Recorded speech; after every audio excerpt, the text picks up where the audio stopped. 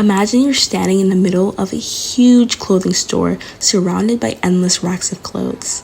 There are shoppers who are bustling through right next to you, zooming through the aisles, picking and scanning, knowing exactly what they want.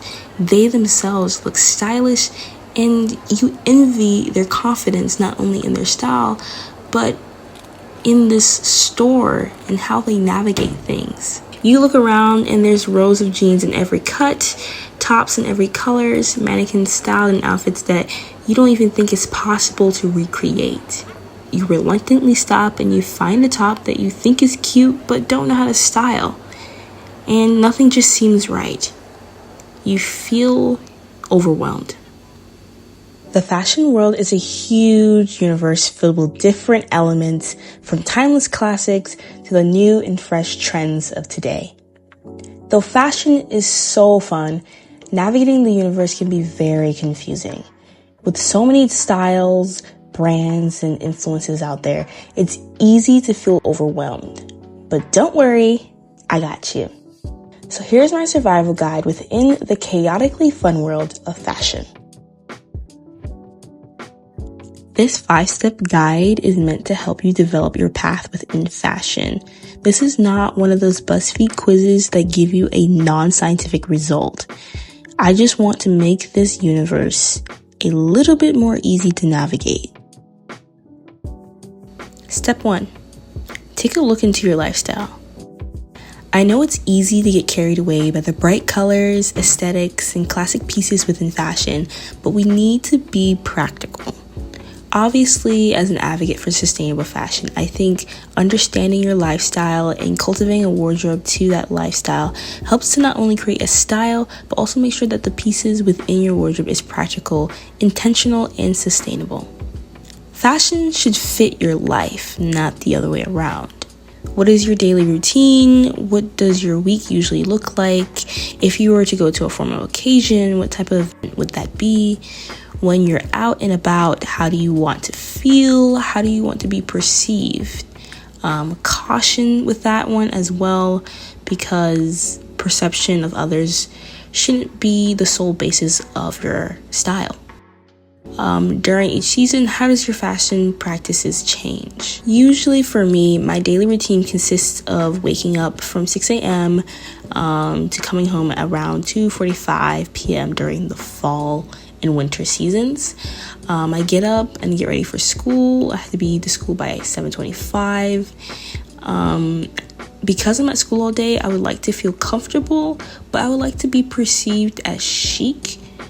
Still have that aura radiating off of me when I get to school. For my formal occasions, I usually go out with friends, so I usually try to still have comfort within my outfits, but be a little bit more experimental, more fun, more funky. I usually try to go for something with color when I go out. During the winter season, I get really lazy and the weather gets freezing. So I try to dress warm and more cozy. I tend to go for more loungewear clothing. During the fall and summer, I tend to put more effort into my outfits because I have more energy, and I think my wardrobe is more catered to warmer climate. Comfort is not really much of a priority during this time. I'm willing to experiment a little bit more. During the spring season is when I do track and field.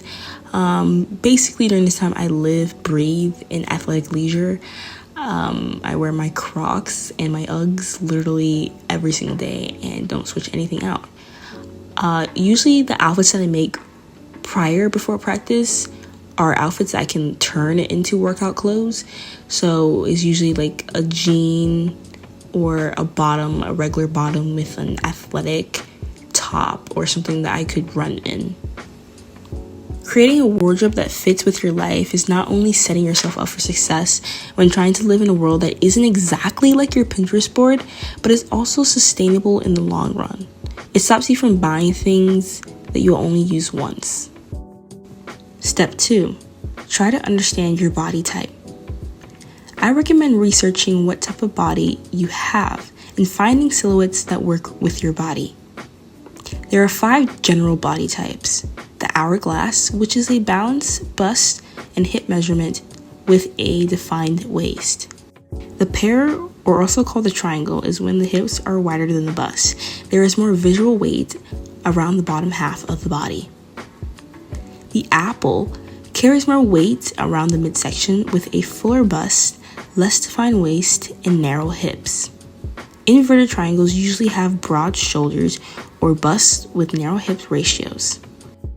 Lastly, the rectangle.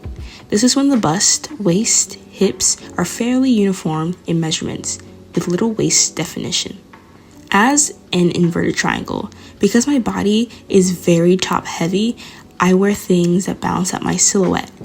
Those things being flare pants, A-line skirts, or boxy sweaters.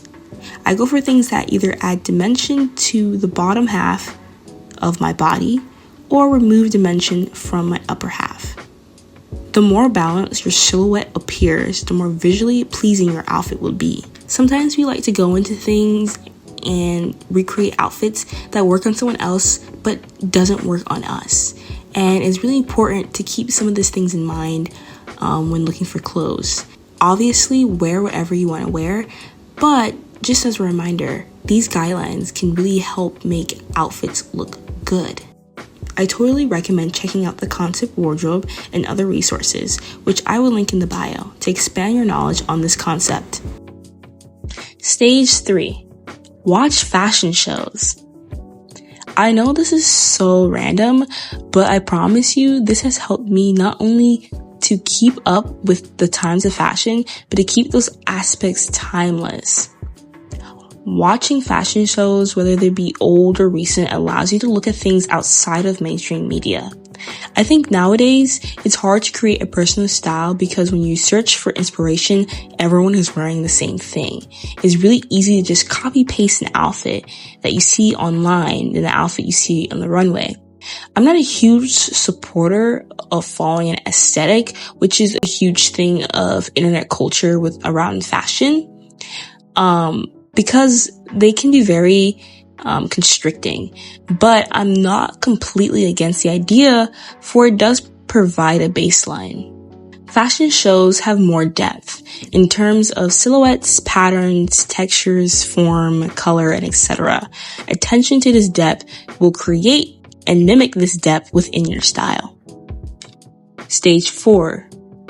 Go out and research brands. I think having a go-to brand will definitely help one in their journey. That doesn't mean limit yourself to just one, but just steady yourself. Back in the day before my sustainability era, H&M used to be my go-to. Every new season, before searching anywhere else, I would walk through the store just to see what was in stock and what I could potentially buy or buy somewhere else. I also recommend finding some local brands or brands that are a bit more niche. I've been following the Nairobi Fashion Week runway showcases, and I've ended up finding this Kenyan brand that was honestly super duper cool and intriguing, and they happen to be very sustainable. I recommend having 3 go-to brands to look to. Usually these should probably hit like the casual, the lounge, and the basic wears, the things that you can easily find and easily go in and pick up and easily wear with any outfit, wear any time of the day, and mix really well with. Then I also recommend having a plethora of niche or local brands. These brands should cultivate a personal and unique character to your style and wardrobe. Lastly, stage 5. Follow the scientific method. Hate to bring science into this, but this works. If you don't know the scientific method, it's a systematic approach used to investigate, acquire knowledge, and test predictions. One usually observes and identifies a thing that sparks curiosity, then creates a plan in which they test out this sparked curiosity. After following through with the experiment, they then analyze their results and draw a conclusion. And then repeat. Exploring fashion is exactly like using the scientific method. Observe and identify things in the fashion world that spark your curiosity. Create a plan on how you are going to wear, where you're going to wear it, and when you're going to wear it. Execute your plan and document those results. Then draw a conclusion on whether or not this experimental piece can become a part of your wardrobe. Fashion is an ever-evolving universe, but finding your place within it doesn't have to be overwhelming. Taking a practical approach can help you create a wardrobe that's not only stylish, but functional and sustainable. The goal isn't to fit in a specific mold or trend, but to build a personal style that reflects you. Fashion should be a tool for self-expression, not a set of rigid rules to follow. With these 5 steps, you'll be able to navigate the chaos of fashion with confidence, intention, and a deeper appreciation for the art of fashion.